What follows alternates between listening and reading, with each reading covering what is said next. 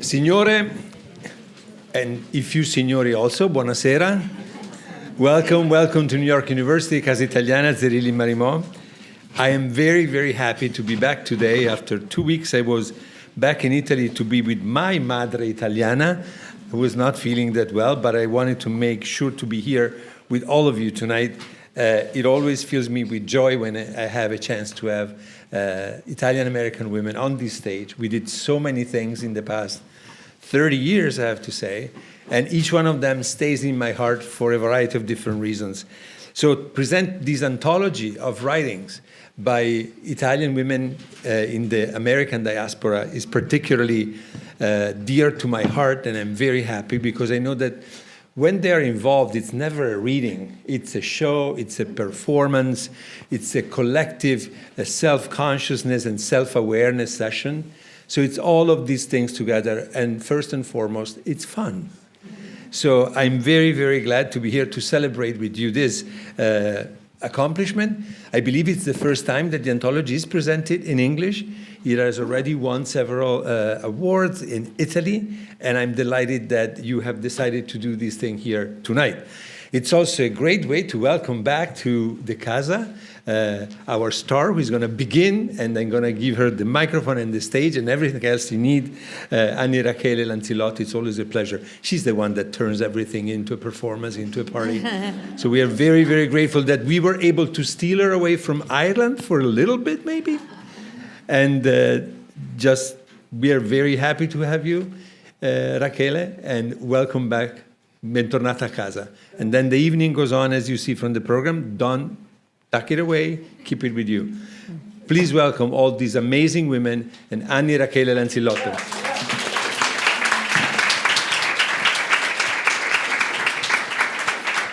All right. So we're going to start with some different regional ways to say andiamo. And it's going to be a call and response. And Joanna's typed up these in your program so you could call along. And my Sicilian collaborator, I can't snap my fingers because of chemotherapy. It's hard to be an Italian entertainer, you can't snap. So I got a world-class snapper here. And she's going to snap. Okay. Andiamo! Andiamo! From Veneto, you can see up there. Andiamo! Andiamo! From Torino, Induma! Anduma! From Cortona Valdichiana, allo! Allo! From Roma, anamo! Anamo! Or namo! Namo! From Monteferrate, Abruzzo, Yamachin! Yamachin! From Pettorinello del Molise, Yamachin! Yamachin! From Abruzzo, Yamachin! Yamachin! From Lanciano, Abruzzo, this is from Loretta's town, right? If you're not in a rush, Loretta says, you say, Yamachin.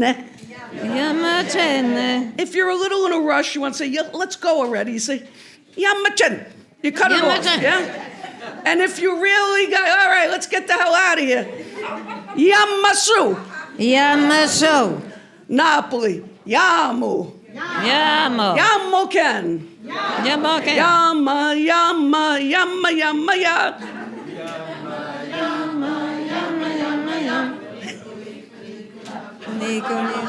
Loretta. From Basilicata, Joanna's town, 12. Oh, Luisa Del Giudice, stand up, Cavaliere. Take it away. Yamachin. From what town? Terracina. Grazie. Now from 12, Basilicata, Joanna. Shamanin. From Catanzaro, Calabria. Yammo. Yamo! From Filandari, Calabria. Yammondini. Yamondini! How cute is that? That's Jennifer's town. Let's hear it, Jennifer. Say it. Yamonindi. Say it like you're calling your kid. Yamonindi. Yamonindi, figlia me. All right. From Puglia, Foggia, San Giovanni, Rotondo. Yam. Yamme. Yamme! Yamachin. Yamachin! From my grandmother's town, Acquaviva della Fontibari. Sciammanin. Sciammanin. From Palermo, Ammoni. Ammoni. From Partinico, Ammoni. From Sant'Angelo di Brolo, Nannamo. And other villages nearby, Iamo, Andiamo. Yammonini, Yamunini. Yammoananza, Yamananza. Anamonini. Anamolini. All right, who did we leave out? Who's got more? Come, Fabio, what do you got? Come, Fabio. Imo also. Imo. From where? That's from Friuli. From where? Fiori. Stefano, come. Stefano's got 5 of them. Stefano, come. 5. If you want to email me these or email them to Joanna, we'll... Add them on. Okay, 5. In 5 villages that are no more than 3 miles one from the other. Andum, Anduma, and that's it. Oh no, Andema, And then, And then. province of Mantua. say them one at a time so we can say. Andom, Ando. Andum, Andema. Andema. Perfect. You're all Mantovani. Bravo. Any others on the panel here? Any others? Audience, what did your grandmother say? With the hand. In the audience, any others from your regional language? From your town? We didn't read anybody out. Huh? Oh, you want to say something else? We could do it later. Ah. Huh? From Vittorio Veneto, I'm ashamed. Costernato. Cosanato. What does that mean? I'm ashamed, like extremely ashamed. Oh, no, not tonight. We don't. Right now we're happy. We'll do shame later after the show. Any other andiamos? Maria, did we hit yours? All right, let's leave it with one last from Messina. Anamorina. Anamorina. That's a great one.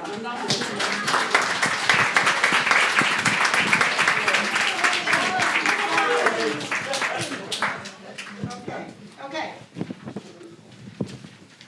So one of the reasons Annie and I really, first of all, I think this should become like a chant that we do on a regular basis. We should learn them and sing them, because I just think it's a beautiful thing. In my family, it was, there's a whole little chant, and it's, if we're gonna go, let's go. If we're not gonna go, let's not go.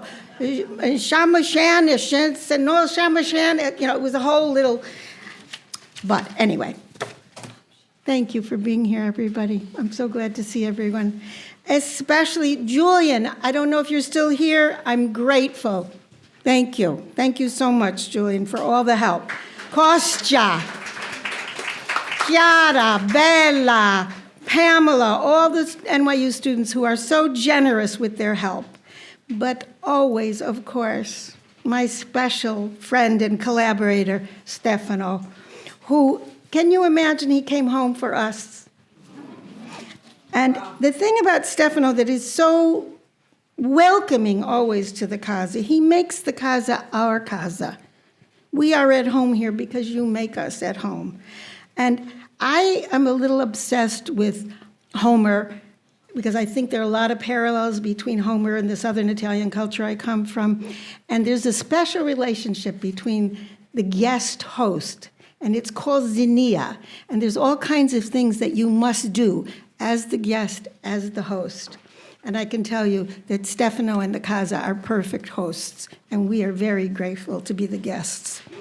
So there are a couple of things I want to say before we start the reading, and I want to talk about a couple of particular words that I think are really important about tonight. So there are these cultural parallels between 12th century BCE Homeric cultures and the Southern Italian immigrant culture that I come from. And I've written an essay that locks it down step by step, exactly what's parallel. But for tonight, I just want to talk about one of the words, one of the key words in the Odyssey is nostos. And nostos means returning to home. And we find it in the Odyssey, and we certainly found it in our families. We all had that. But it's more than return home. It's a longing for home. It's this sense of loss that what we gave up, and it carries the meaning to go back to where you felt you belonged. And even though I'm a third-generation person, I was imbued with that because that's what it's about. That's what that sense of nostos is about. It gets passed down. We know these things come down through the generations. So, and this brings me to the second word that I want to talk about, which is diaspora, for obvious reasons. And the word is in the very subtitle of our book. And at the heart of the meaning of diaspora is the idea of dispersion, right? Meaning that those who've left a settled homeland are dispersed, scattering everywhere, and leaving where we used to belong. So here's a really interesting question. Why should we feel that? And yet I can attest to you that we do. It's why we have an Italian-American community with such powerful bonds. Although some of the women here were born in Italy and represent that beautifully, even those of us whose grandparents came feel this very strongly. So I want to just end this introduction with one quick thing. I want to read something to you.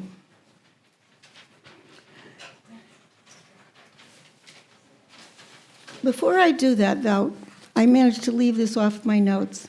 I wanted to say that right now, we know this for a fact. We know that the human species has been moving and migrating since we wandered up out of Africa, right? That's a known fact, right? But right now, we are in an unprecedented disruption of people being forcibly displaced from cities, villages, homes, schools. There were more people living outside of their birth countries than in any other time in modern history, the United Nations says. They've clocked that. So that's a terrible tragedy, as we all know. So I thought that might be something that we would dedicate the reading to that, to those people, and keep them in our hearts tonight. But there's one more thing I want to read to you. So there's a friend of mine, his name is Jack Womack, and he's this brilliant historian, and his field is the Mexican Revolution and Zapata. And he wrote this definition of what it means to leave home. And I find it so beautiful that I thought I would like to read that to you before I turn it over to the readers. These were people who did not want to leave home, leave their villages, their parishes, all the family's saints, property, claims, business, work, security, heritage, memories, faith, hope that they had there, to quit their communities, their communions.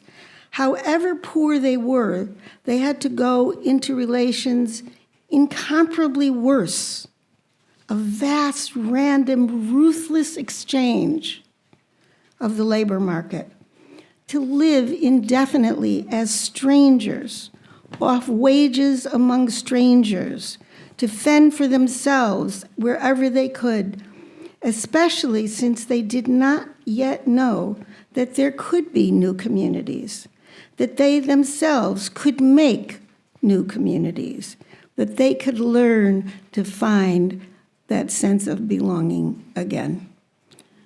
So I leave you with that.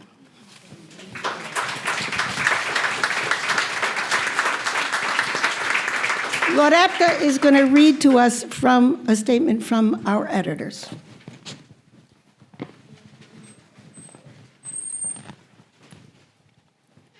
Dear friends and authors, thank you for hosting.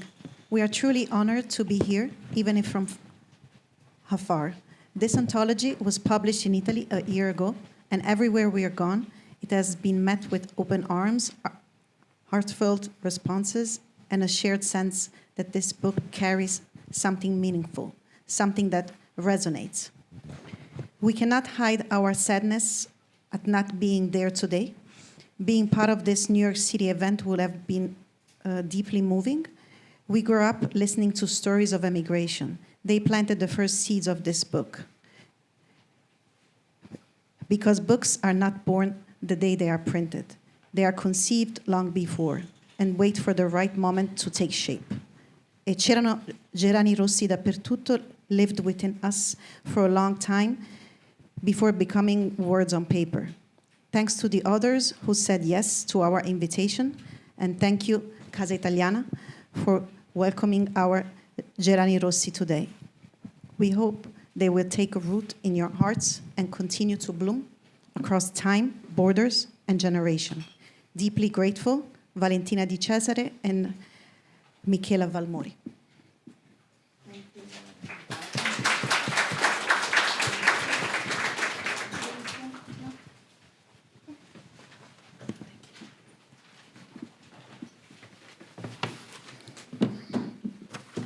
So I'm Loretta D'Orsogna, and I'm going to read a paragraph from my story the title is Nel dubbio o nella disperazione migra.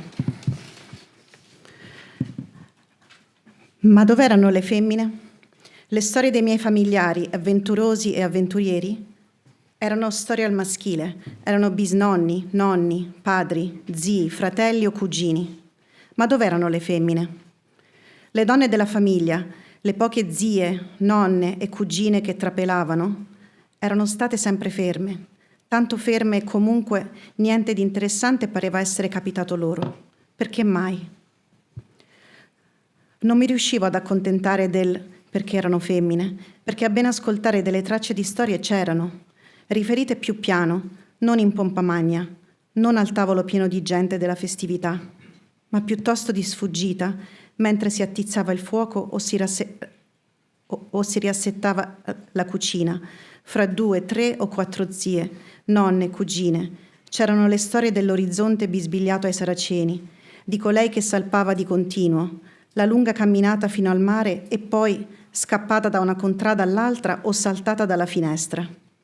Più che avventurose e avventuriere, mi apparivano storie di fuggitive, ma non osavo dirlo, che chiaramente fuggivano. E più interrogavo nonne e zie, più intravedevo possibilità, le loro, le mie. Le partenze possono essere questioni di vita sperata come alternativa alla morte rimanendo in vita.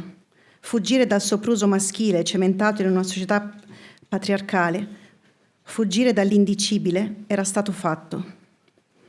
Secondo i parametri del sistema di valori di quel tipo di società, tali fughe e ricominciare, ricrearsi, continuare a vivere comunque precariamente non significano successo. Tuttavia, mi appariva sempre più chiaro che fare a modo nostro, a modo tuo, che lo decidi tu, era una possibilità, era un valore che non avevi bisogno di negoziare una volta che decidevi di arrogartelo. Now I'm going to pass the mic to...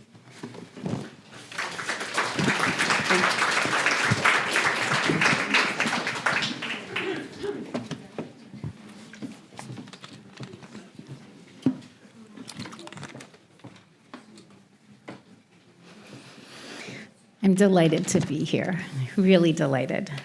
Thank you to Casa Italiana for hosting, Annie and Joanna for your special talent in pulling this off. And of course to our publishers, our editors, Gianluca, Valentina, and Michela, to my sister contributors, and of course to all of you for being here, our audience. Thank you so much. I'm Kathryn Curto, and this is a shortened version of my essay in our anthology. The title in the collection is The Perpetual Question Through the Lens of Il Geranio. Who do you think you are? For tonight, I am calling it Wild. There was a house in my Jersey Shore neighborhood in the 70s and 80s that mesmerized me. Its allure had nothing to do with the bumper-stickered cars parked in the driveway, the smell of hot dogs and hamburgers swirling from the grill, or even what I imagined their backyard to look like, a sandbox, a swing set, a pool slide the color of blue cotton candy. I didn't care deeply about these things, though I did dream about them as I rode my bicycle along the sidewalk in front of this curious spot. It was the wildflowers in the front yard I cared about. They were purple, yellow, orange, and pink. They were delicate, willowy. Their answer to summer breezes was a graceful bow, a whispering bend. The red geraniums I helped my father plant in our backyard were thick and stocky. When the summer wind blew, they moved too, but not with grace. They were just trying to survive. If it was a hard wind, they banged into one another. Petals fell, staining and smearing the concrete below. I've written about these red geraniums before, mostly out of anger. I was angry at my parents for making me paint the clay pots for those poofy red flowers, and for making me carry water in old, empty Paisano bottles to those pots when the rains didn't come, and for making me pinch dead petals off when they looked dead and dry. I was angry at my parents for driving non-bumper stickered Cadillacs and Lincoln Continentals, and for serving sausage sandwiches and with long green Italian frying peppers at our backyard barbecues. I was angry with my parents because of how those flowers affected the life I wanted at the time. I may have strutted around my neighborhood in a black t-shirt with glittery plastic iron-on letters that read Italian Princess across the front, but truthfully, I was confused. I loved my shirt, but I also craved hippie cars, white wooden fences, and American barbecues. During a visit to Calabria last year, fiery and fragmented memories of our Italian-American household resurfaced. This was the region where both of my grandfathers were born and raised. My bones rattled. I felt it. All at once, the tomato and red onion salad, various uses for starchy pasta water, the sacredness of black licorice, and the smell of fennel became new, alive characters in a story I thought for sure I had completed. And there were red geraniums everywhere, popping up from earth and planters, from window boxes next to clotheslines, and from vases gracing tombstones. Deep red, blood red. I stood on the Calabrian soil and saw, among many other familiar things, the geranium, il geranio, and a new part of my story was born. Who do you think you are? My father asked me over and over and over. For many years, there was fury in his voice. The tone was, how dare you want more, want different, want to explore? How dare you crave something that isn't this, isn't us? His inquiry is softer these days. He's gone over 2 decades now. It's more like a whisper and comes from a place I still don't understand, yet I won't turn away. Who do I think I am? I might say to him now, answering a question with a question, and then add, I am mostly red geraniums. Today, the geraniums I see are bolder and bigger in size, color, and spirit than I ever knew they could be. I see their beauty now, how they sway with power and stamina, how the petals come back with ferocity soon after the dried ones disappear. When I was young and confused, I missed seeing their grace, their beauty, their blood-red strength. But life, loss, a visit to Italy, and faith changed that. In fact, those bursts of Calabrian red blooms may be the wildest of all. Thank you.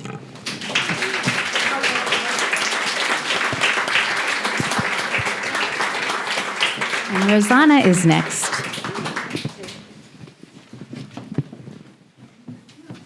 Hi, I thank Valentina Cortese for creating this opportunity, the Casa Italiana, my fellow readers, wonderful readers, and all of you here. I read for my short piece. I'm Rosanna. I moved often with my family in childhood, occasionally even in the same town. It was an experience familiar to me in Italy and now in America. First in New York, Los Angeles, then Honolulu, Minneapolis, and New York again. My family moved for the first time from Naples to Este, a small town near Padua. My father went to work and my mother stayed at home. I remember her wandering through the room restless, talking about her sisters in Naples. We were the only family without any roots in the town, and in the beginning we had a certain apprehension about fog, so far totally unknown to us. It made everything vanish, but the sound of voices. This game with reality that appeared and disappeared, bicycle, lamppost, houses, amused me and alarmed me simultaneously. I love listening to the sound of my steps.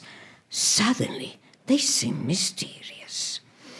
As a little girl moving from one neighborhood to another, even in the same town, was like changing continent. And unknown kids played in the gardens, and I observed everything at a distance until someone invited me to play.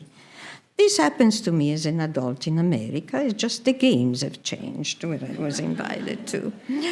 Of course, it was complicated to move there, but the most complicated thing was coming to New York. In my first weeks in New York, I was stunned by the extraordinary thickness of the Sunday paper, the large size of the coffee cup in bars, and excessive use of air conditioning that seemed to get nobody sick but me. The worst thing happened early one morning when a man knocked hard on my apartment door, announcing himself as a loud voice as the exterminator. I was terrorized. A killer so merciless as to announce himself brazen. I hid in a closet. I heard the exterminator knock with increasing vigor and urgency. He was determined to kill me. A few hours later, when the coast seemed clear, I stepped out of the apartment, still shaking. The gentle white-haired doorman stopped me for a moment and asked me when the exterminator would find me home, as it had been impossible for him to do his job this morning. I stammered something, replying that I didn't know when I would be back, and hurried away. I felt like I was in a horror movie and nobody would believe me. But months later, I saw a play by Sam Shepard in a small theater on the stage on the Lower East Side. At a certain point, an actor walked on stage wearing a gas mask, carrying a cylinder, and everything necessary to disinfect the house from bugs and roaches. He announced himself as the exterminator. I must say, though, that using English instead of Italian has often caused me unease, but also liberated me from the shadow of the past that were nesting in my mother tongue. When I go to Italy, I hear my father and mother's echo in the voices, which never happens in America. And I jolt every time I see an older man with a Borsalino hat and a walking cane, strolling with vigorous steps. I remember my mother young, still healthy. She appears to me for a fleeting moment in women wearing a silk scarf. Italy is full of emotional traps. America is not. When I moved to America, I learned to speak a language I knew almost exclusively from books. Reading in English was an exquisite experience to enjoy in silence, a pleasure to savor in tiny sips like a glass of wine. The reality of the spoken English was shocking. In New York, I had the impression that everybody spoke too fast, with words full of consonants. That fascinated me, but I could not grasp. I felt like a child with such a limited vocabulary. Everything was nice, Again, I listened a lot and remained in silence. Listening was the magic key. It always was. Now I understand it was a gift for learning English and for my writing, to observe at a distance, pay attention, and give time to understanding. Spoken English sounded like jazz, and the love for that rhythm kept my determination to learn alive, even when I felt discouraged. As Byron said, love will find a way through paths where even wolves fear to prey. I must say, in conclusion, that it bothers me when I'm asked for cooking advice in America. Clearly with the assumption that an Italian woman must be an excellent cook. Well, I feel I have a shameful shortcoming, but my mother did not like to cook. And I remember with great tenderness our adventurous excursions in stores that sold clothes, makeup, or jewelry, looking at everything and buying little or nothing, and then racing home to cook something quick for dinner. They were secret and delightful moments for just the two of us. Now I have slowly begun to learn to cook a small dish at a time, and even if very modest, it seems like a betrayal of her each time. Thank you.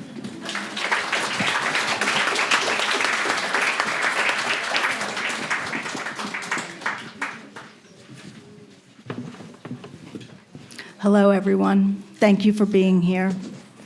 I'm Jennifer Romanello, and I was born in Filandati, a small village in Calabria. When I was 3 years old, my family moved to New York, and I was raised on Long Island.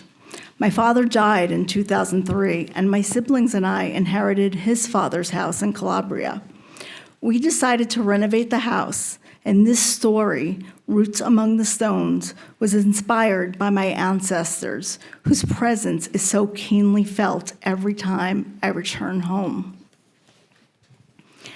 The Baroque Maglione Chapel was the first chapel a visitor noticed on entering the cemetery. It was grand, with the family's coat of arms adorning the gray marble. The simple Donadio Chapel, being one of the first ones built, was towards the back of the cemetery. Walking, Olivia was looking for one tombstone in particular. Io fu come voi siete, voi sarete come io sono. I was as you are, you shall be as I am. The first time she saw that tombstone, Olivia felt like someone had just splashed cold water on her face. It was a stark reminder of how fleeting human existence is. She had looked closer to see whose tombstone it was. There was a name, Patrizia Rotella, a date of birth, 1927, but no date of death.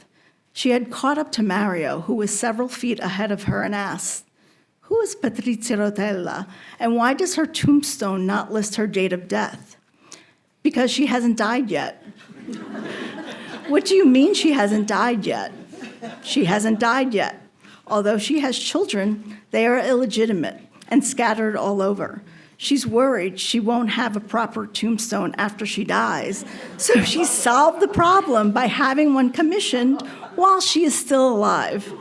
That way, it will say exactly what she wants it to say." Now, this was something Olivia had never heard of before. There were many eccentric people in the village, with nicknames such as Cicubachu, Frank the Crazy Man, Pina Scordamaglia, Pina who forgot her sweater, among many others. But having your tombstone up in the cemetery before you were actually dead was a little more than eccentric. It was practical. "What do you mean by illegitimate children?" "Exactly that. She has children, but they are illegitimate. What happened to their father? Who knows?" "You mean she raised them all by herself? How?" "How?" Mario looked at Olivia, who hadn't quite connected the dots yet, and finally said, "Olivia, Patrizia Rotella is old now, but for several decades, she was the town's puttana. That's why her children are illegitimate."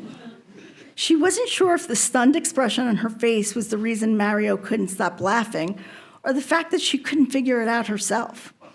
Who would have thought that the village where whore was also its poet, a putana poet? Olivia saw that Patrizia Rotella's tombstone now had a death date engraved on it, and she took comfort knowing she died in peace and lay under her words of wisdom. As she wiped down the dust on the mantle in the Donadio chapel, she could think clearly, almost hear the thoughts of the dead. Although she didn't really know her grandparents, she knew their stories and frequently imagined what their life was like in this small village at the dawn of the 20th century. She knew that her father's lifelong love of the sea came from those summers when, as a child, his family hired a horse and carriage, loaded it up with their everyday household items, and began the journey to seaside Tropea to spend the month of August there. The journey took a day, but when they arrived at the rental house, they could finally rest for several weeks.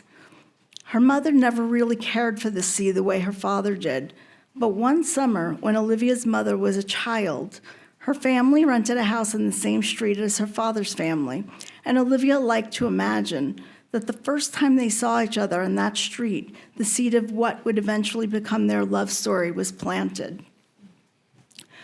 Love each other they did. They had 5 children and a marriage tested and eventually broken by illness. By the time her mother died at 49, her father had already spent over a decade suffering from mental illness. Before all that, in this village, they were happy, grateful for every day spent working, laughing, and sharing food grown from their own soil. This was something a person like Audrey and her ilk at Willow Books could never understand, that there were, in fact, some things in life more important than a corporate title. How could she explain that this, wiping down dust, cleaning this chapel, meant something? She couldn't. She only knew that Audrey Buckman didn't yet know what Patrizia Rotella knew only too well while she was still alive. Io fu come voi siete, voi sarete come io sono. Thank you.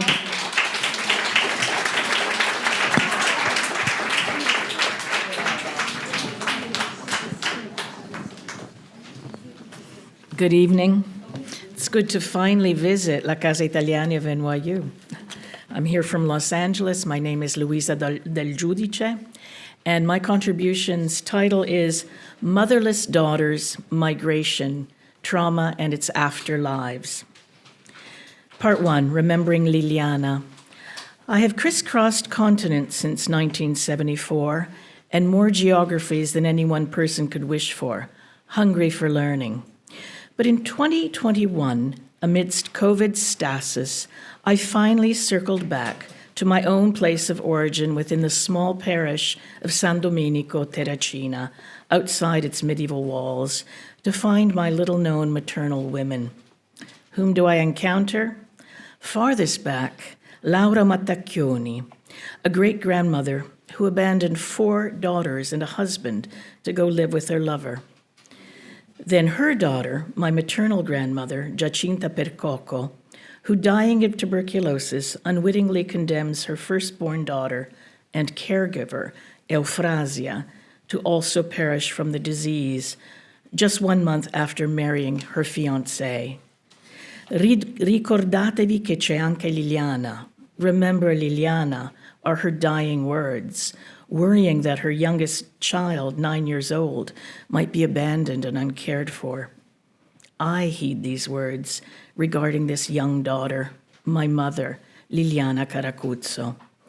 To understand this last in a line of traumatized motherless daughters, and through Liliana, myself, my own family of 4 sisters, and perhaps a maternal legacy I might leave to my own daughters and granddaughter. Part 2, Dream of the Lost Child. It is night. She is running down the streets, frantically looking for a lost child. She knocks on doors. Si viste la criatura? No. She knocks on another door, and also asks those she meets along the way, have you seen the little girl?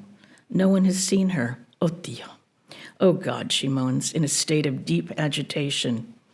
She continues the search until she awakens in a cold sweat. The tears are flowing. It's the same dream my mother has been having for over 60 years, a dream of a lost child. She always and only searches the streets of Terracina, the place where she was born and lived until emigrating to Toronto, Canada in 1956 at the age of 30. When I visit her in Toronto, I witness her nightly terrors, gently touch her arm as she awakens with a start and ask, "Mamma, che c'è? Mom, what's wrong?" Although I already know, of course. I try to comfort her. "I'm here. You're safe. It's only a dream." The motif of the lost child is a powerful expression of her own sense of being lost in the world. The lost child is my mother, and for decades she has been trying to find herself. Even after all these years of displacement, she still returns to Terracina in her dream. So profound has been her sense of disorientation and abandonment from her mother, her family, her home. As I interpret it, this dream is as much about motherhood, motherlessness, and abandonment as it is about migration, displacement, and motherlandlessness. Part 3, trauma. There are myriad channels by which personal traumas, such as motherlessness, live on. My mother's general sense of fear, as well as some of her specific anxieties, may well have been transmitted to her daughters. As far as I'm concerned, a tendency toward catastrophization has plagued me as well, as I always anticipate and therefore seek to prepare for the worst. Pre-enacting worst-case scenarios has given me a rare form of foresight as I plan for what is to come 5 steps down the road, in a world in which I felt alone and had to forge my own path. But it has also produced much needless worrying and has consumed much energy. But I also remember my childhood of intense, irrational fears of the dark, of others, which demanded that my mother sit by my bed holding my hand until I fell asleep. I was convinced for years, even well into my teenage years, that when I died, it would be from fear, as a sudden, heart-stopping shock to the system. I did learn soon after, however, to boldly face and overcome most fears, to leave home, to go forth into the world and conquer many frontiers, public speaking, travel to completely unknown places, learning to speak with non-peasant Italians on their own turf, to blend into middle and upper-class Anglo culture. I actually learned to enjoy most of these challenges and even write about them. Others, however, still prove challenging. Thank you.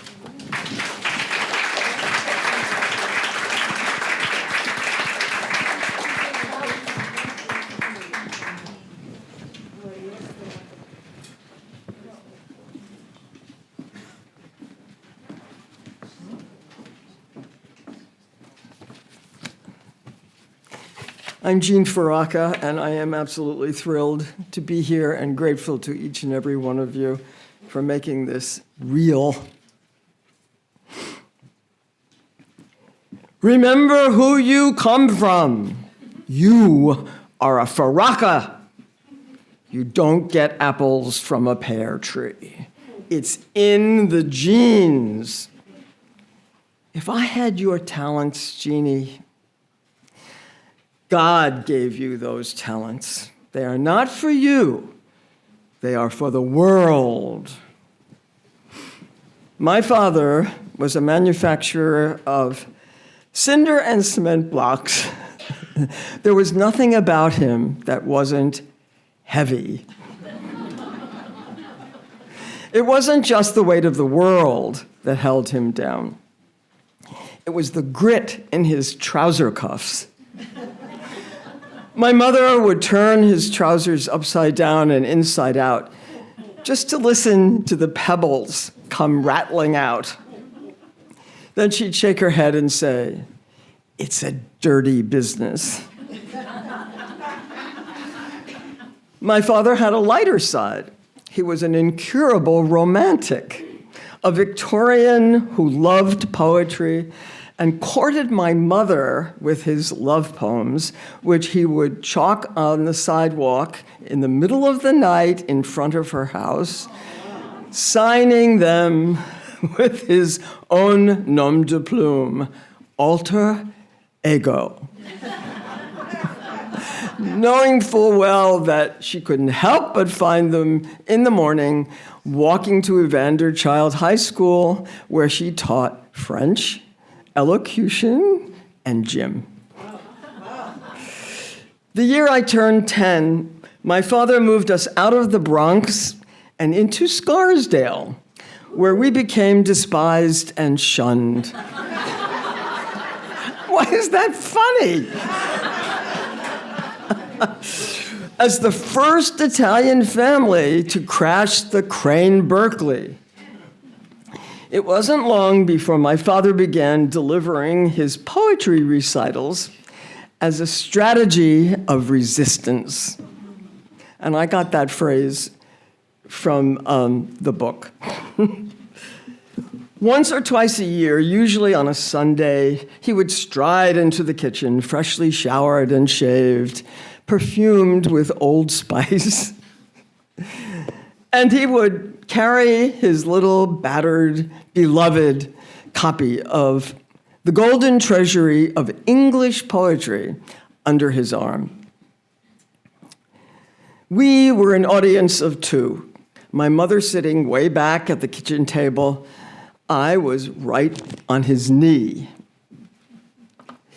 It always began the same way, with his favorite poem, The Highwayman. The highwayman came riding, riding, up to the old inn door. Up to the old inn door, my mother would correct. The elocution teacher. Teacher, teacher, why don't you ever shut up? He once lost it and said. And so it went. Gray's Elegy, Tennyson, Wordsworth's Ode to Toussaint Louverture. He always butchered the French, but he couldn't resist reciting it because he loved it so much. And leaving an opening for my mother, the French teacher, to come charging in. Toussaint Louverture. At the end, he switched to rhetoric for a grand finale, quoting Daniel Webster while he waved an oracular finger in the air. Liberty and union, one and forever. No, I just got that wrong.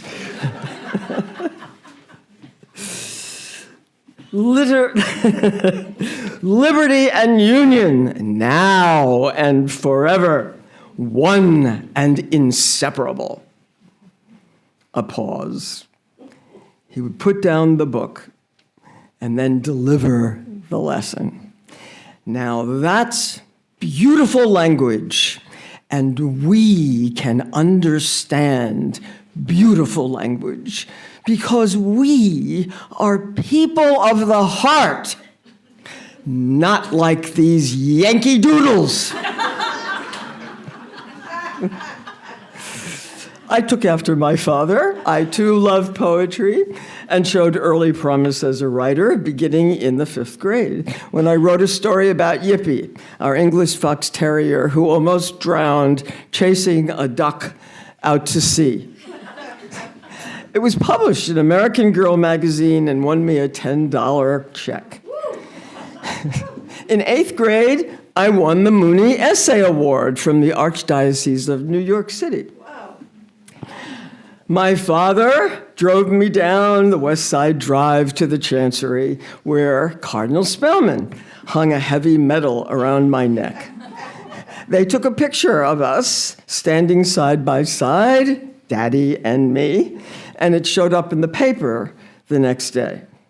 And so it went. All through school, I kept racking up prizes and awards. My father always, at every ceremony, bragging, pouring champagne, bursting with pride. Oh, I was great at school. It was life I was about to fail. My father believed in me, and that was heady stuff for a girl.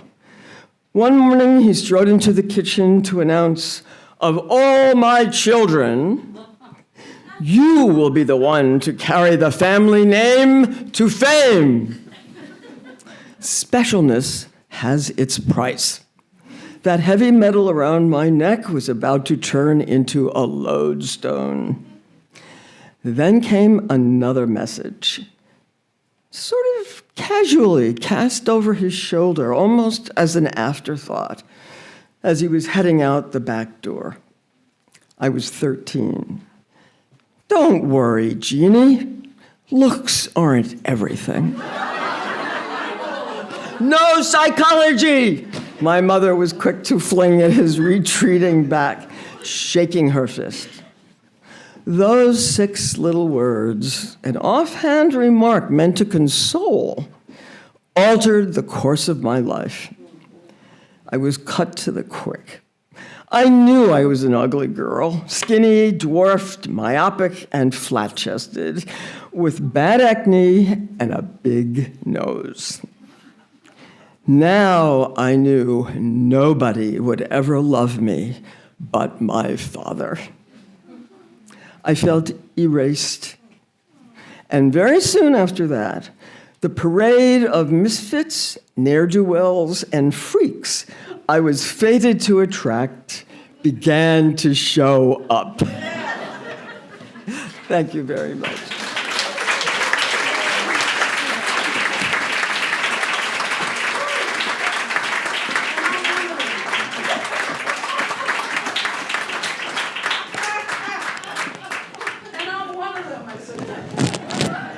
I once was a roommate of Jean Feraca at a conference, so she saw me naked. It was the year, for whatever reason, my belly grew like a focaccia.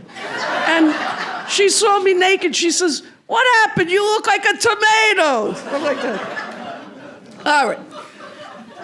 So here's the takeaways from this story. Destiny, destino, il destino. Destiny reversals. The handing off of stories, one to another, and what's your practice every day?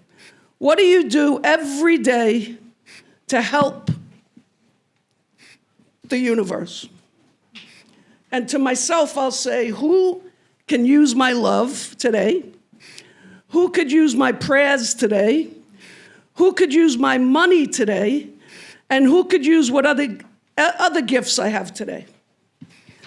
So one day before World War I, Maria Marsico in Acquaviva dell'Elefante was a young girl, a teenager, planning that her mother Raquel told her, "You have to go to work, you got to go to America and send us money so we could all survive." So Maria and Lucia, the 2 young sisters, you were going to go.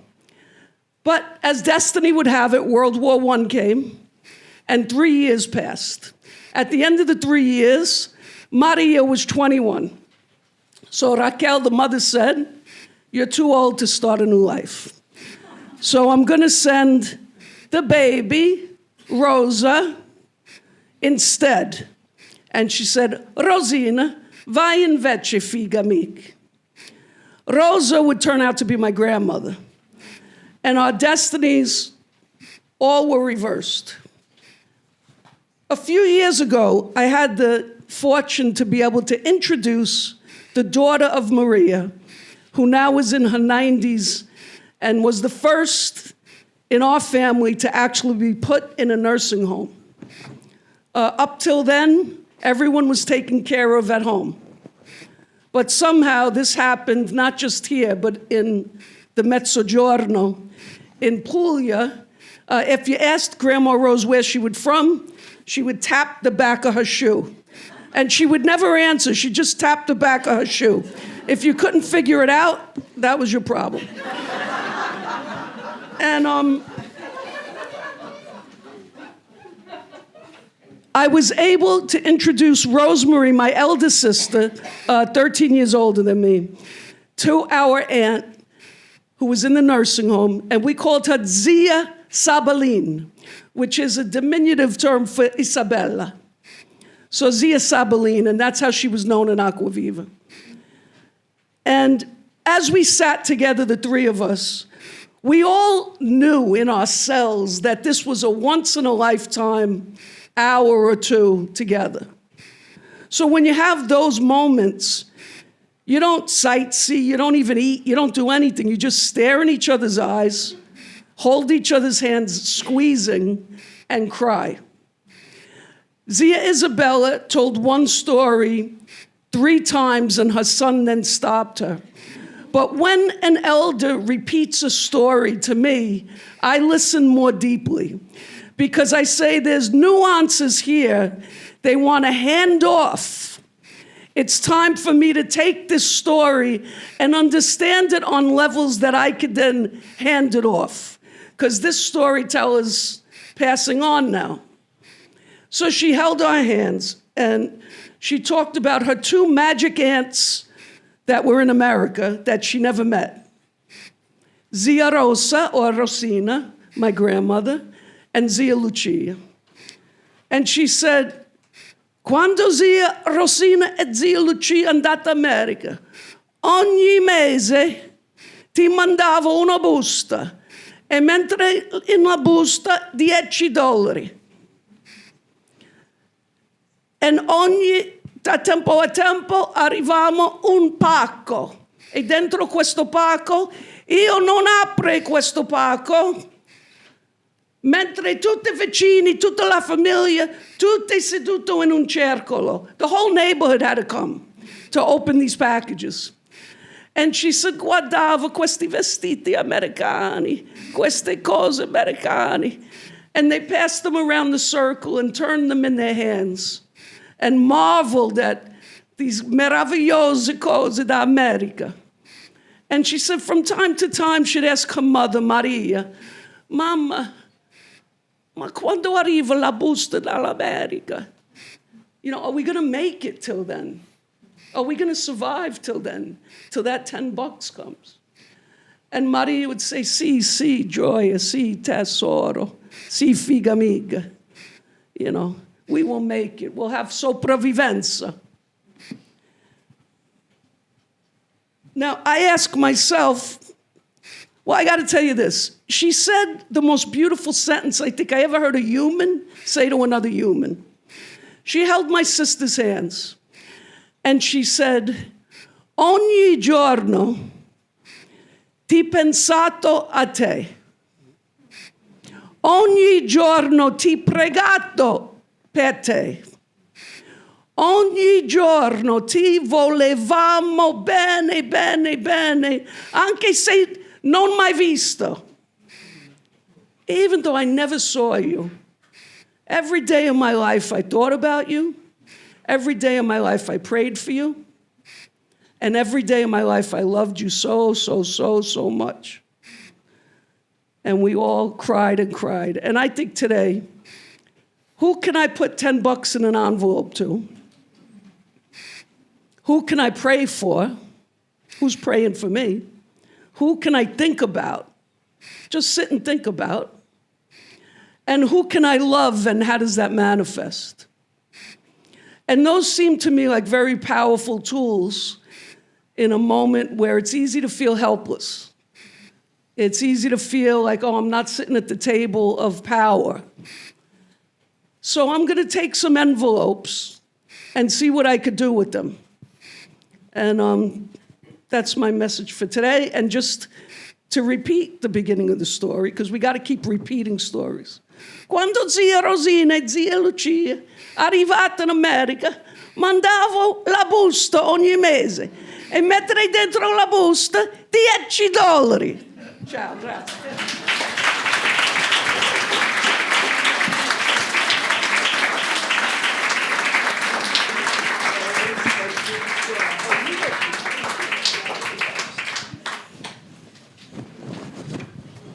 Annie, that was so powerful for all of us sitting here. We have tears in our eyes. So now, fun part. And I accept envelopes with $10 bills.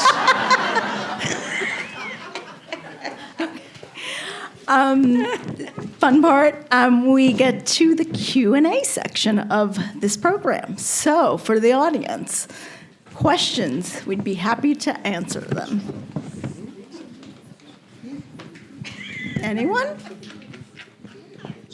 So does the church. The church is good at passing out envelopes. Yeah. Right? You notice for that? Sure, for what do they sure. do? Pass out envelopes. Yeah, that's true.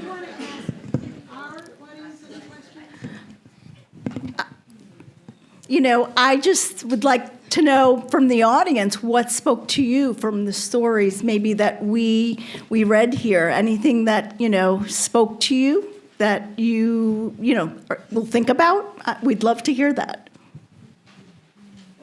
Go ahead. And they have a microphone that they'll give you. Can you hear me? Yeah. So the woman who spoke about motherless daughters, I grew up with a mother who passed away very young, and so it really spoke to me, your story and how the background of the story from your mother. I never thought about it. It will give me something to think about, so I want to thank you so much. Thank you. Any other questions or any other comments? Anyone who wants to relate an experience that related to something we spoke about, please bring your stories to us. Yeah, go. Okay, so my comment is also for Luisa. I can totally identify with the catastrophizing, especially on the maternal side of my family. I don't know what it was, because my great-grandparents on that side emigrated to New York. And so ever since then, I think they've just instilled this fear of, everything bad is always going to happen at every time, so you better be prepared. It's always someone's going to kidnap you, someone's going to do something to you. It's just this rhetoric and this, programming that gets instilled over and over again. And so even, I guess, just a little question for you, how, in your experience, how have you broken out of that programming and lived? When you realize all of the wasted emotional energy that goes into that, and the therapy you need, and it's wait, that might never happen. Why are you worrying about 5 steps down the road? But I think for me, one of the reasons I did that was to anticipate and prepare. So I was really kind of on my own. I was the first in the entire clan, until very recently, to actually go to college. And so I was really navigating new territory, learning as I went along. And so trying to pre-enact and prepare and what do I do here? It's I think that was part of it too. So it wasn't just a propensity to having that kind of personality. It was navigating the world,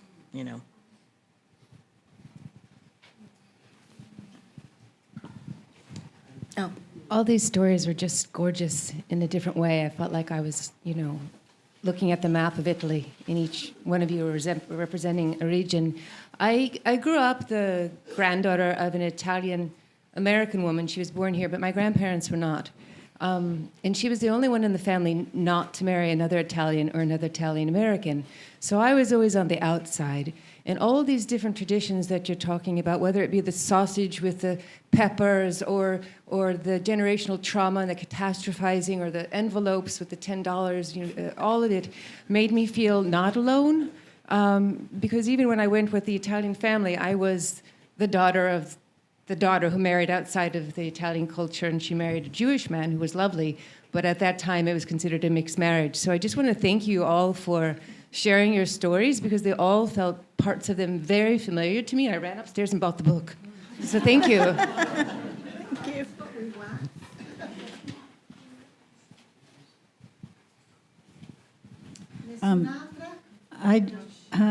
I'm thinking 2 thoughts at the same time. One is that idea of epigenetic trauma, and which I think anyone who emigrates has left because of trauma and experiences trauma, and then it kind of descends into the rest of the family. And the other side of that coin is anybody who's immigrated has had extraordinary, I don't know, for lack of a better word, spine, inner strength, etc. And so it seems like both those things sort of get passed down in odd ways. And just listening to three of you and how you sort of managed that is it's very inspiring and really very beautiful. Can I make a quick comment? Annie and I were on a panel at the Calandra Institute, and we were both talking about trauma and our fathers. So it just so happens I came here for the conference on war at the Calandra Institute, and I was talking about my father's 2 years in Nazi concentration camps. And as I was sitting there realizing, oh, I'm talking about my dad there, and I'm going to be talking about my mom here, and they both shared, some trauma. On the home front, she was a sfolata, and my father wasn't. So it occurred to me that I needed to put these two kind of mirror images together in one volume. And so I hatched another idea for a book, and it's going to be war, displacement, motherlandlessness, trauma, and its afterlives. And it's going to tell both their stories. So that's my next project. And So it takes spine to stay as well. And also, look, in New York, my time on stage, it's always been to either people who are immigrants, refugees, descendants of slaves who didn't have a choice to come here. In Europe, all of a sudden, I'm talking to people all who stayed, descendants of those who survived famine, war, civil war, oppression, everything, whatever country you go to. So all of a sudden, I had to broaden everything I was saying to give respect to the ones who stayed in starvation and oppression and everything else. That's an interesting point. Different kind of spine. They were left. There's somebody there, yeah. Microphone.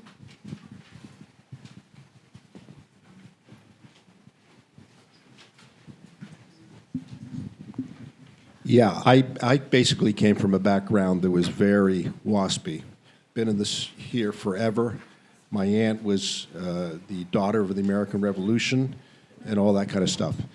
But we had a very austere, cold kind of, my father used to say, you have an emotion, go to your room till it's gone.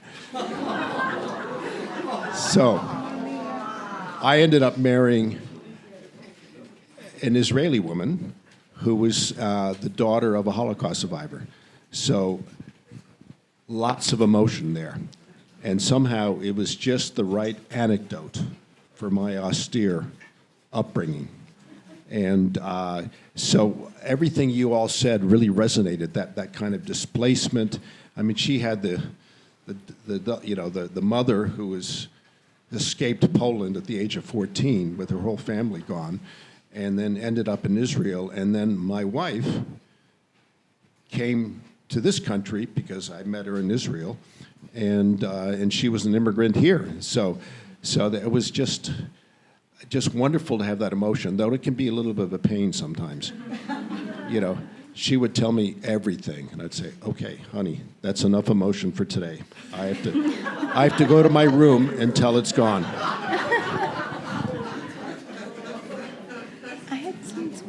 Anyone have a question over there? Yeah. I just want to say thank you. It was so wonderful to hear all of this. And there are a couple of things that come to my mind. One is just how you never just talked about one woman or one mother. I mean, there's groups, lines of women. And I think from the first intervention, Femmine, Donne, that kind of, you really all lifted the Femmine into Donne and Donne that we want to be with. Also, I really enjoyed the mix of languages in the presentations, from Italian to English, but also the language of flowers, the language of epigraphs, different languages. And I think that was really wonderful. And it started, Annie, with your yum, right? And so I guess if I have a question, it's, do you feel that, because you were speaking different languages, but also coming from maybe different parts of Italy, all of you, do you feel that the language that you came from or your family came from has any impact on how you feel about being in the diaspora now? I think we have all, every single person here on the stage has written extensively about that, in essays, in poems, in our books. I think any of us could deliver a lecture on it. I don't think we should at the moment, but I think the language is inevitably, the songs, the stories, the dialects, all of it was imbued in us and in our hearts. Am I right about that? Do you all feel that? Oh, That it was absolutely. just absolutely a part of every day. Yeah. Can I make a comment and ask a question to the audience? I felt that, I mean, I'm a scholar and I've done all this scholarship, but it took me a long time to write about my women. It was the last thing I did. Have you thought about writing your family women or into being? You know, that this is part of the unfinished business of the 21st century. And you should all think about doing that. Luisa, mine is not an answer because it's a more complicated thing. But Joanna, who is my writing coach, knows that I started writing about the women in my family. And just listening to you and how much I could relate to the stories you told, then all of a sudden it dawned on me, I'm not a woman. Am I doing a disservice to the women of my family? Because the power that you had when you told these stories, it has to do with the fact that you are women and you tell stories in such a way that it touched my heart straight, like when I heard the stories of my grandmothers. And now the question is to myself, is there something specific in the way you told your stories that made them so beautiful, so moving, so deep? And will I ever be able to convey the same feelings that you have with my writing, that is inevitably the writing of a man? Non c'è vero.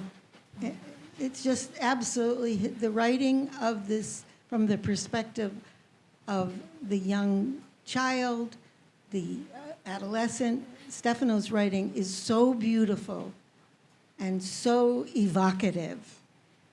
Yes, you are not going to be telling it as a daughter, no.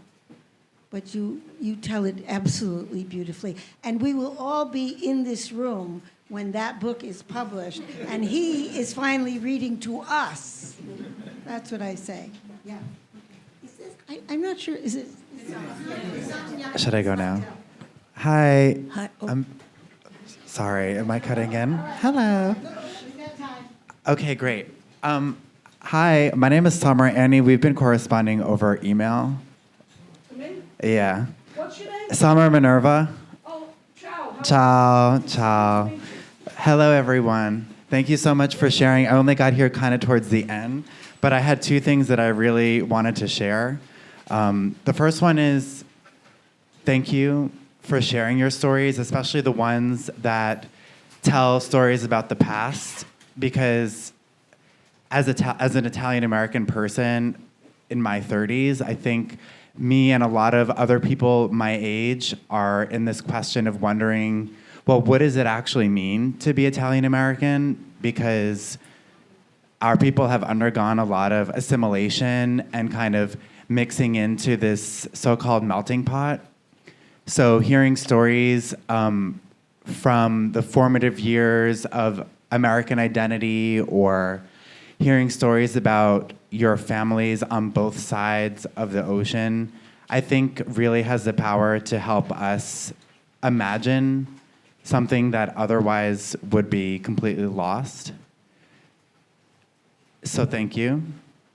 I want to make the point that this attachment to language, even if it isn't the language that you were born into or were brought up with. I'm thinking about my father, who, when the first time he went to Rome, He actually knelt down on the Via Appia and kissed the stones. But when he went into the market to choose something, and he used his dialect, we all started this evening with dialect, and heard the power of the dialect, he was laughed at. And it was like a double loss for him. And I really felt that pain. I wanted to express this comment you made about the end of the 21st century and the place of recalling women. And I think you're absolutely right. I think that to look at the 20th century, rather in the 21st century, particularly in this climate that we're in, and holding a woman's voice in the center is probably one of the bigger things we need to do. And I'm not Italian, but I'm Hungarian, and I'm writing a book about my grandmother, a novel, but my grandmother and her three sisters, had they not left Budapest, and what that assimilative time in Budapest for Jews was. And it's really probably my way of just returning home, and returning to a time. It's also fantastical, so it's not purely straight novel writing, but the idea of people wanting to find a lost language seems to be really strong in people right now. At the 20th century, so many things were lost, and we lost so many people. Particularly in New York, we lost a whole generation of artists to AIDS. So we are constantly circling back to who we might have been in order to figure out who we are now. And all of you spoke with such beauty about this, and thank you very much. Yeah, someone back there. No? Oh. I really, truly wasn't done, but I thought my moment ended. Sorry. I just wanted to say again. Do mention your movie that we showed here, so to contextualize who you are. Okay. It's important. Thank you so much. Thank you. Okay, so I made a documentary that was about being queer and Italian American. And in the film, I go back to my grandmother's town outside of Avellino, and I discover this long-standing third gender tradition of the femminili, which are male-born people that are seen inside of Neapolitan culture as being a third gender. And there's a history that goes back thousands of years of their presence in the region. Oh, thank you. I really wasn't trying to make this about me, but...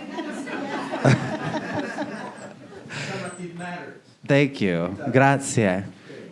So just the last thing that I want to say is to you, Annie, when you were just talking about having to kind of reshape your work because the audience in Europe has undergone a different relationship to immigration.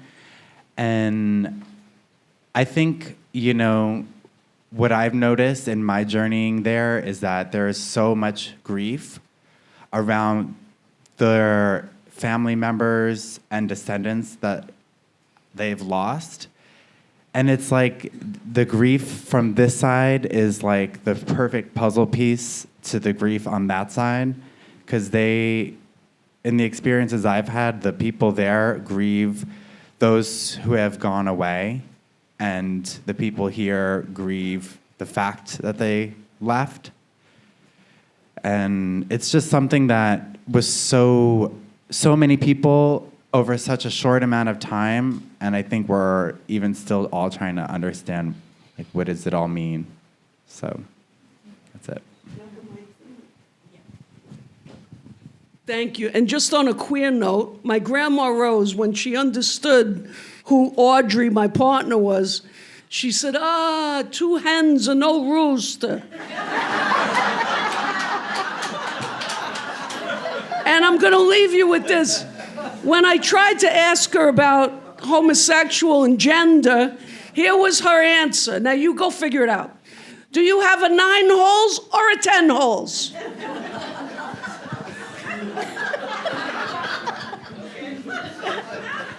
question there. I have a question. The woman who wrote about something in the cemetery. I don't remember. It was you? Yeah. The woman that you kept talking about, was that you? Was that your daughter? It's actually, so it's a little different. This is a short story, and so it's fiction, and it's just inspired by people in that town, and I guess the main character could be me, but the cemetery, that whole scene, that's real. This woman had her tombstone up with that saying and the year she was born and no end date because she hadn't died yet. And the first time I ever saw that, first of all, I was perplexed. I was like, what is this? And then when, my cousin, told me the whole backstory, I just thought to myself, this is wild. I'd never heard of this before. And I knew I wanted to use that at some point in my writing. Thank you.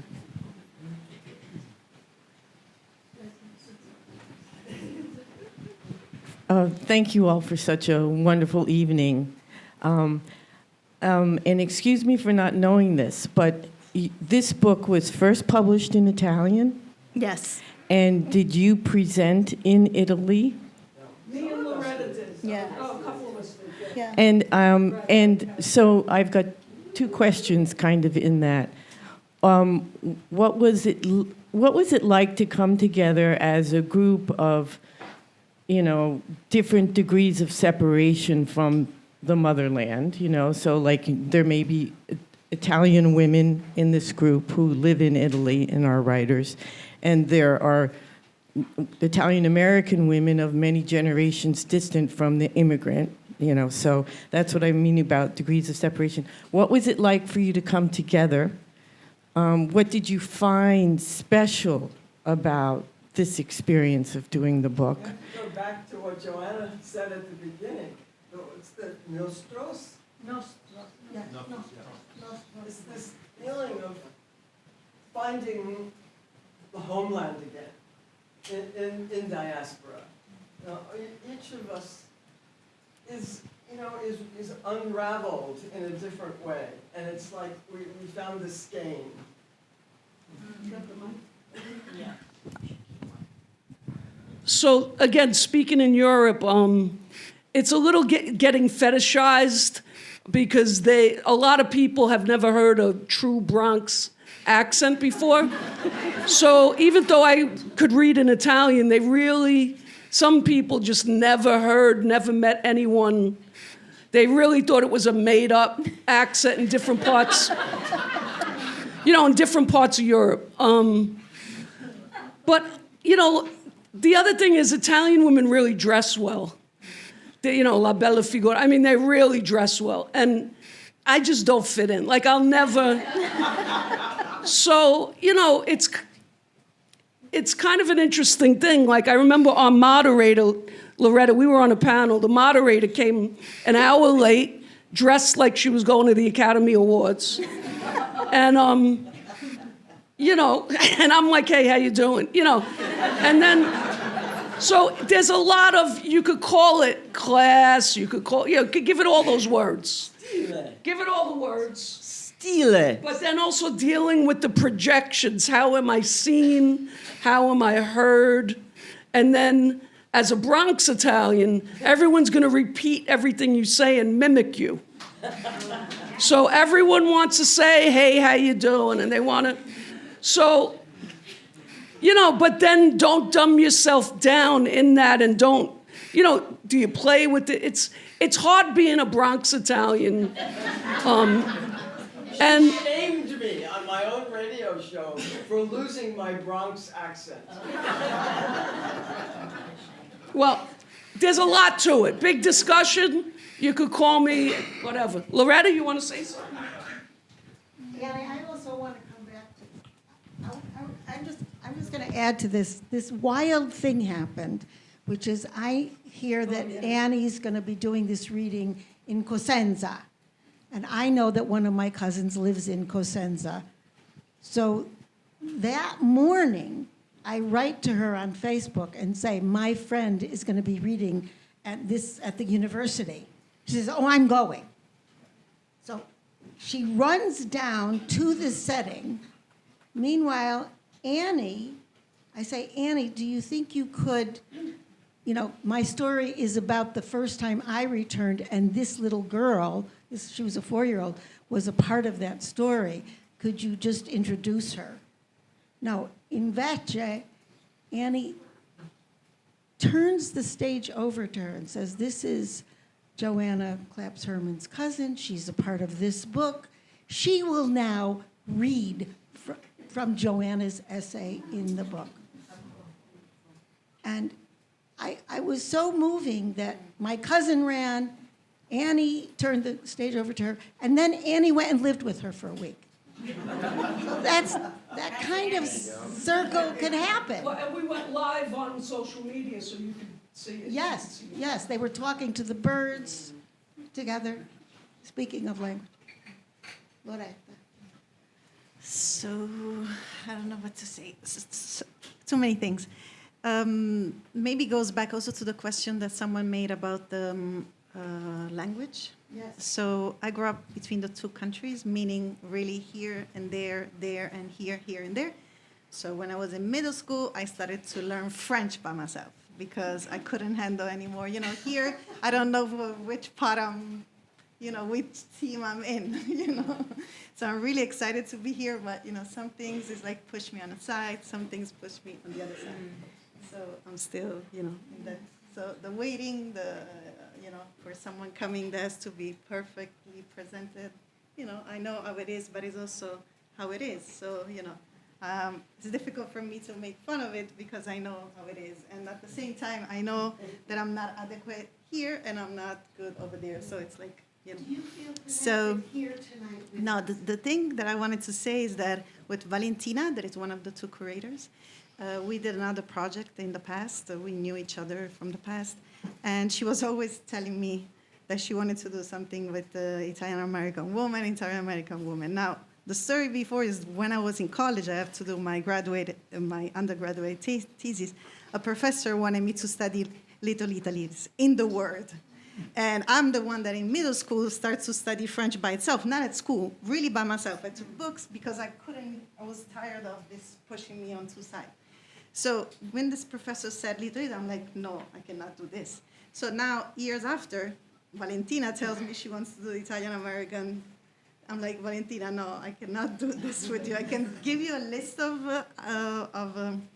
writers because I have read all of their books, okay? And I said, I give you the list, and you do it. And she started, no, you have to help me. You have to also write yourself. And so actually, I'm really privileged here. I'm really happy to be with all of you because kind of, give me a lot of courage also to write myself what I wrote about after that I've read in the years in the past, all of your memoirs, majority of the one that I. Thank you. Thank you for the question. I was in Rome and presented read a little bit from the book. I just want to say that, first of all, Valentina and Michela are wonderful. And Gianluca was there in Rome, and that was incredible to meet the publisher. It was interesting. It was a small, very small group. We were in a bookstore. The group was primarily men. Which I was floored by. It was, but I will say, you mentioned the word separation, and I will say, I had been to Rome one other time, and it was just like in between flights. My family's from Calabria. My mother used to say, I speak the dialect, not the high-class Italian. And my parents never went to Italy. So there was a lot of emotion being there, and the translation, being in this Roman bookstore, sharing this book. In many ways, and I say this to my students, I write in some ways to bring them back to me, and I very much felt it. It was surreal, but it was also like there was a level of spirituality in that small blue room Roma is what it's called. So follow them.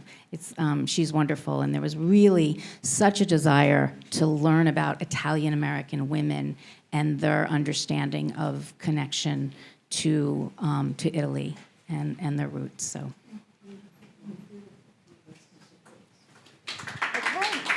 Oh, one more question. We have one more question. That's the last question. Thank you so much for all. I mean, I just loved all your stories. My mom passed away 2 years ago, and I just came back last summer to reconnect with my relatives in Italy. My question is, how do you instill kind of the sense of your Italian culture in the next generation, whether it's the nieces, nephews? I don't have children, and I feel like I'm trying to go back to my, I'm trying to regain my legacy after my mom passed on.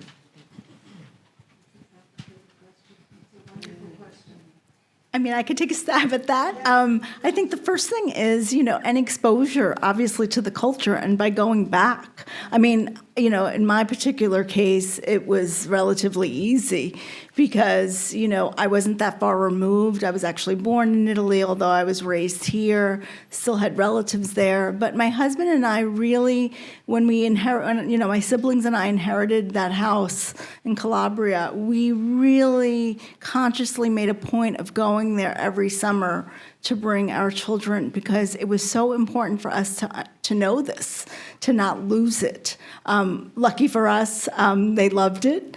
And, it's something they always carry with them, I know. So that's the first step. If you can go back and sort of rediscover, where your people are from, and it will surprise you in so many ways, and you will understand so much more. And tell them stories, and retell them stories again and again. Yes. And sit together at the table telling the stories, and of course, eating. and eating, and drinking coffee, and all of those. So, guys, of course, we have to imbibe something. There are books for sale upstairs, but there's also Prosecco and a mountain of biscotti. Yeah. So please come and partake. Thank you so much Join for us. coming. Thank you.